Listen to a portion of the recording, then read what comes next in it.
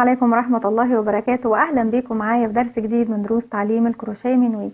في درسنا النهاردة إن شاء الله هشرح معاكم طريقة عمل غرزة جديدة مناسبة لعمل سكارف أو شال نسائي مستطيل، يعني شال حريمي مستطيل. جميلة جدا، وكمان ممكن نستخدمها في اليورو، ممكن نستخدمها في طاقية، ممكن نستخدمها كافة الأغراض الخاصة طبعا بالكروشيه. احنا ممكن نشغل بيها أي حاجة. هستخدم معاكم النهاردة خيط أبيض. أنا حابة طبعا الغرزة بتاعتي تكون واضحة وباينة معاكم.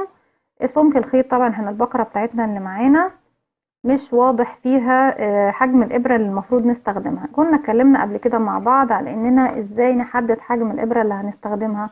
بجيب الخيط بتاعي زي ما احنا شايفين وبقسمه 2 كده، وبجيب الإبرة، وليكن نجيب إبرة بس صغيرة عشان نشوف الفرق. عندي تجويف في الإبرة هنا زي ما احنا شايفين اهو في حرف سن الإبرة. هدخل الخيط بتاعي فيه زي ما احنا شايفين. الخيط زي ما احنا شايفين التجويف هو ملا التجويف وخارج كمان، يعني فوق سن الإبرة. يبقى معنى كده ان الإبرة دي هتكون صغيرة على الخيط. الخيط ده اكبر من الإبرة دي. هل ان انا ممكن ما ينفعش ان انا اشتغل بالإبرة دي لو هي الموجودة عندي؟ لا، اشتغلي مفيش مشكلة، بس هتديكي شغل ضيق. طيب تعالوا نجرب واحدة 3.5.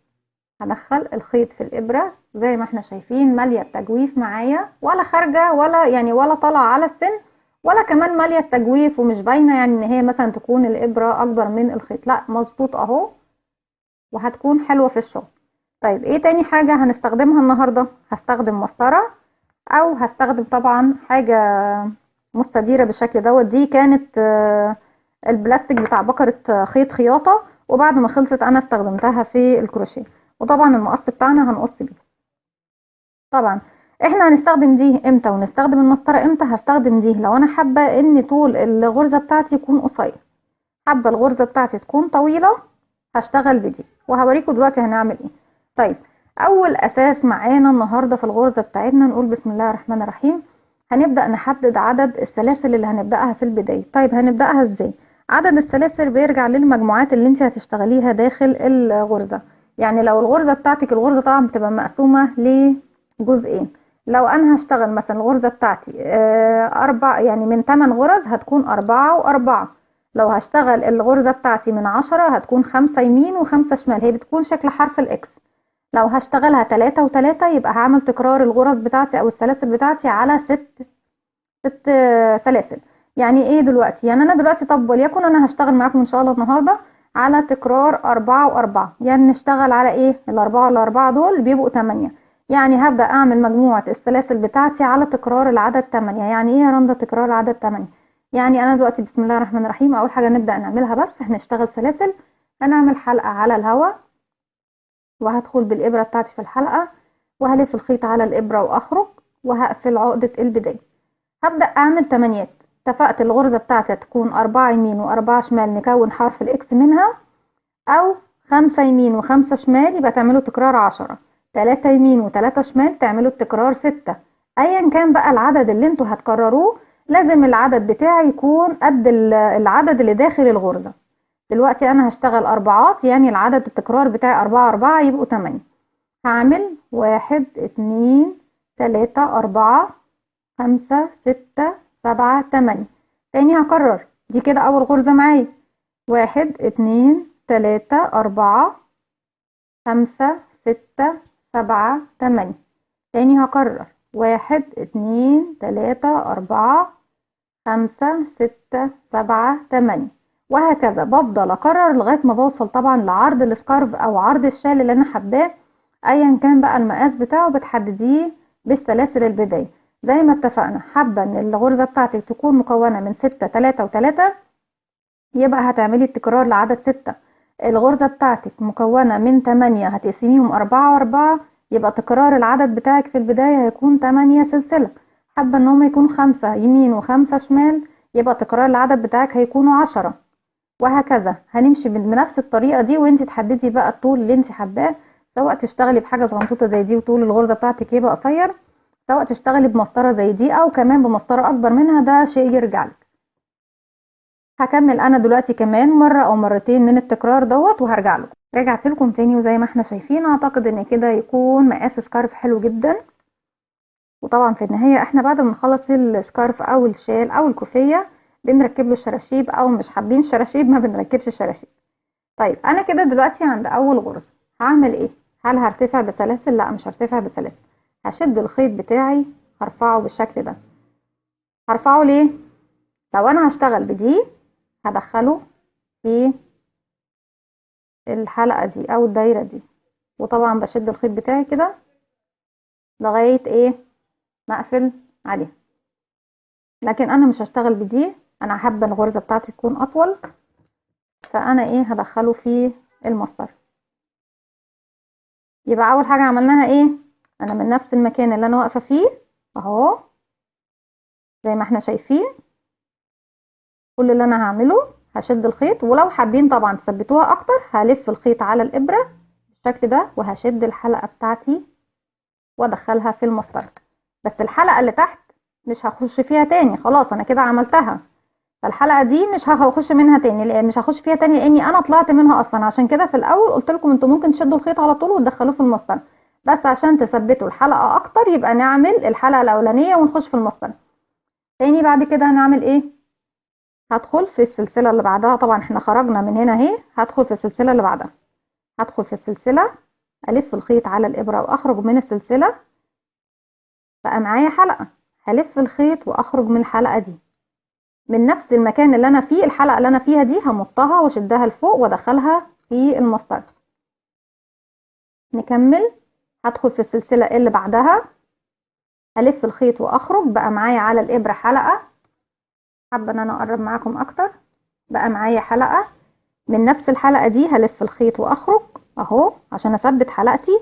بعد كده اشدها وادخلها في المسطرة بالشكل ده. تاني هكرر، هتاني امشي بقى على السلاسل اللي ورا بعضها دي واحدة واحدة لغاية ما اخلص السطر بتاعي كله. هدخل في السلسلة اللي بعدها والف الخيط واخرج، بقى معايا على الابرة حلقة، الف الخيط واخرج منها للتثبيت. وبعد كده بشد الخيط بتاعي من الحلقة اللي على الابرة وادخلها في المسطرة. نكرر تاني. انا كده معايا 1 2 3 4، يعتبروا دول نص الغرزة الاولى، الاربعة الاولانيين. يعني اول نص تكرار معايا. هخش السلسلة اللي بعدها، هلف الخيط واخرج، بقى معايا حلقة على الابرة، نلف الخيط ونخرج من الحلقة، وبعد كده نشد الخيط وندخله في المسطرة. هكمل انا بنفس الطريقة دي، اني انا بدخل في السلسلة اللي قدامي بعديها على طول، الف الخيط واخرج من نفس الحلقة اللي على الابرة، الف الخيط واخرج منها. ما تنسوش النقطة دي. انا مش يعني انا دلوقتي اهو دخلت السلسلة، لفيت الخيط وخرجت، ما شدتش الخيط وطلعت فوق، لا، من نفس الحلقة لفيت الخيط وخرجت منها هي تاني، وخرجت رفعت الخيط بتاعي ودخلت في المسطرة. مرة كمان عشان تثبت معانا الفكرة، هدخل السلسلة اللي بعدها، هلف الخيط واخرج. الحلقة اللي على الإبرة مش هي اللي همطها، لا، هلف الخيط واخرج منها الأول، وبعد كده هشد الخيط بتاعي وادخله في المسطرة. هكمل طبعا بقية السطر بتاعي بنفس الطريقة وهرجع لكم. رجعت لكم تاني بالشكل ده. خلاص خلصت كل الغرز بتاعتي او السطر بتاعي كله زي ما احنا شايفين. بخرج كل الغرز بتاعتي دي كلها من المسطرة. طبعا هو شيء انتوا خايفين كده دلوقتي هتفك، لا مش هتفك ما تخافوش. بالشكل ده بتاعتي الشغل بتاعي بالشكل ده شكله. هجيب الشغل بتاعي الناحية دي، يعني هقلبه للناحية التانية بالشكل دوت. قبل ما اقلبه للناحية التانية، من نفس المكان اللي انا طلعت بيه اخر غرزة، هدخل في نفس الفراغ اهو، ده اخر حلقة انا طلعت بيها، دي اخر غرزة اهي. هدخل تاني من تحت وهعمل 4 سلسلة، 1 2 3 4، بس عشان خاطر ايه ابدأ اشتغل فيه الغرز بتاعتي. مجرد بس ارتفعت 4 سلسلة، هاخد ادي 1 2 3 4 كده. دي اول الجزء الاولاني من الغرزة.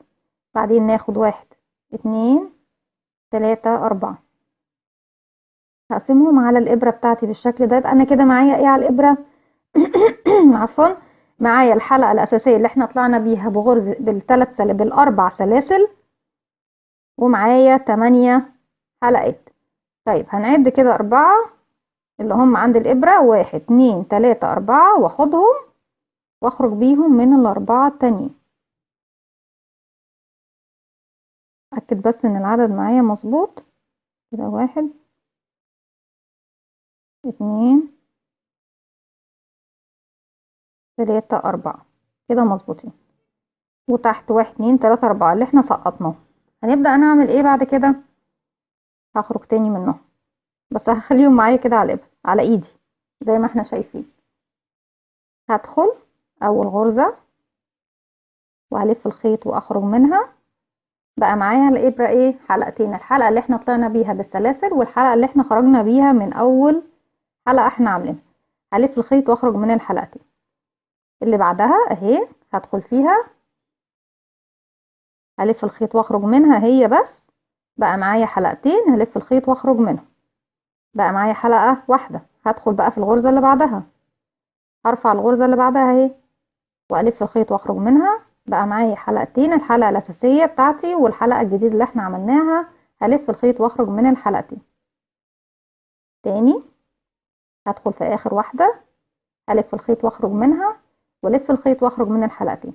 طيب احنا كده خدنا 4، والسلاسل بتاعتي دي الارتفاع وهتشوفوها دلوقتي شكلها ايه. بقى معايا الأربعة التانيين اهم، هعدلهم كده وبعد كده هشتغل واحدة واحدة فيهم تاني. هدخل فيها أول واحدة ادي واحد، ألف الخيط واخرج منها والف الخيط واخرج من الحلقتين. التانية هاخدها هلف الخيط واخرج منها، بقى معايا حلقتين، نلف الخيط ونخرج من الحلقتين. التالتة نلف الخيط ونخرج منها، ألف الخيط واخرج من الحلقتين. الرابعة وهي آخر واحدة ألف الخيط وأخرج منها وألف الخيط وأخرج من الحلقتين. زي ما احنا شايفين اهو عملنا حرف الإكس. تبدأ غرزتي تبان طبعا، بس مش هتبان معانا من أول دور، هتبان طبعا لما نرتفع أكتر من دور. تاني نبدأ بقى نعمل نفس الحكاية، ناخد 1 2 3 4 ودول طبعا الأربعة اللي على اليمين. بعدين 1 2 3 4 ناخد الأربعة دول نخرج من الأربعة دول كده، يعني سقطنا الأربعة الأولانيين تحت ورفعنا دول فوق، جبنا يعني عكس، عملنا حرف الإكس. معايا على الإبرة حلقة اللي احنا طبعا آخر حلقة اشتغلناها. هندخل في أدي واحد أول واحدة، أخرج ألف الخيط وأخرج منها، ألف الخيط على الإبرة وأخرج من الحلقتين. رقم 2 هدخل فيها اهي، هلف الخيط على الإبرة وأخرج منها. بقى معايا حلقتين، نلف الخيط ونخرج من الاتنين.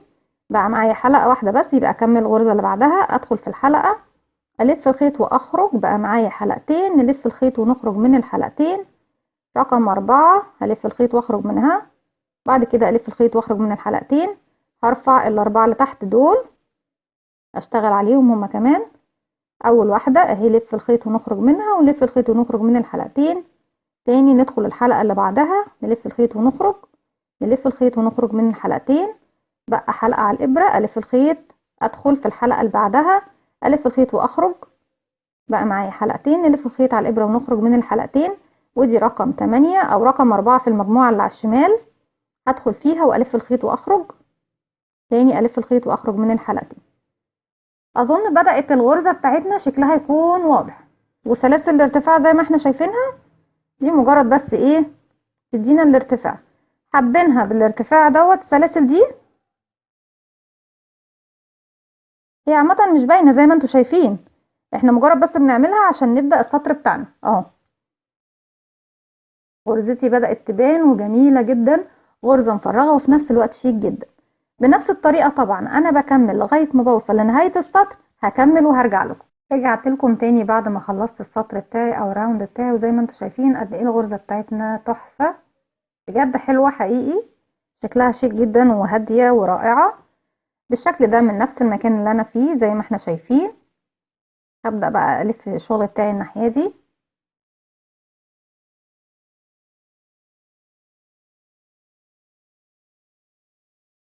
دي طبعا اول غرزة هدخل فيها، معايا حلقة على الابرة زي ما احنا شايفين. هلف الخيط بتاعي واخرج من الحلقتين اللي طلعولي واشد الخيط بتاعي ونكرر نفس المسألة اهي، طبعا عشان ما نتلخبطش تاني لان عارفة دايما البدايات هي اللي بتلخبط. طيب انا اهو الحلقة اللي انا طالعة بيها زي ما انا قدامي اول حرف في لاول غرزة انا اشتغلتها تحت، او اخر غرزة اشتغلتها تحت.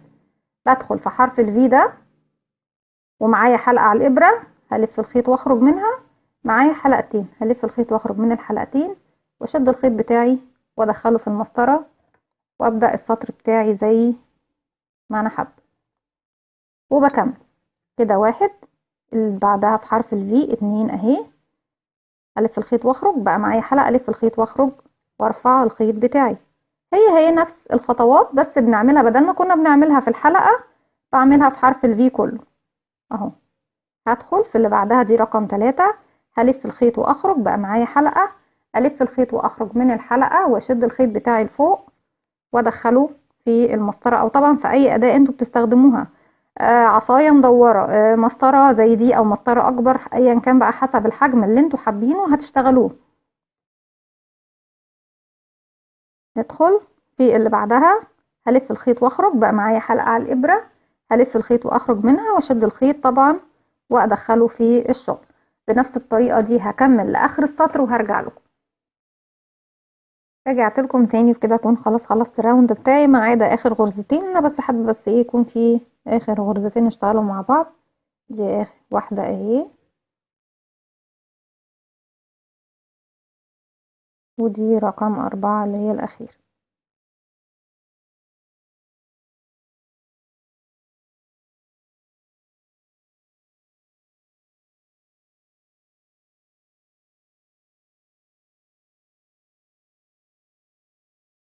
ومن مكان الثلاث سلاسل طبعا بعد اخر الاربع سلاسل بدخل في اخر واحده واشتغل 1 2 3 4.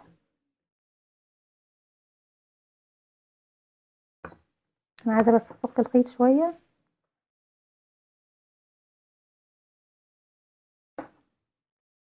وهنفك طبعا نخرج كل ده من المسطره وخلاص احنا عرفنا ان هي مش هيجرى لها حاجه. واجيب الشغل بتاعي الناحيه دي لليمين، فين السلاسل بتاعتي اهي، بدخل في اخر حلقة اللي هي رقم 4 وبنكرر بقى المسألة اللي احنا عملناها تحت. طيب بناخد 2 اهم، والاتنين اللي بعدين كده 4 2 2، نقسمهم 4 و4 مظبوط كده. هاخد اول 4 عند سن الابرة واخرج من الاربعة التانية وهبدأ اشتغل، هخرج منهم تاني وهبدأ ايه اشتغل. هناخد 1 2 3 4. الشكل ده خدنا اول 4 اهو. بعد كده هرجع ياخد الاربعة التانيين، 1 2 3 4. هنبدأ نشوف الشغل بتاعنا اهو، مش هيبان طبعا غير لما نخلص الراوند بتاعنا كله بالشكل ده. هنكمل تاني مع بعض مجموعة تانية، ادي 1 2 3 4، تاني 1 2 3 4، 1 2 3 4 ناخدهم ونخرج بيهم من الاربعة التانيين، نسقط الاربعة التانيين تحت وبعد كده نبدأ نشتغل عليهم. ادي 1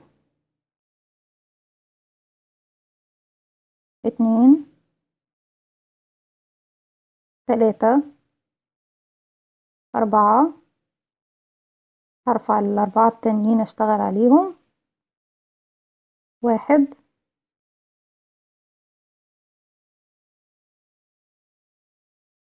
2 عفوا 3 4. الشكل ده خلصنا تاني غرزة. زي ما احنا شايفين الاكس اللي تحت بقت عكس الاكس اللي فوق اهي، والسطرين بتوعنا بدأوا يبانوا.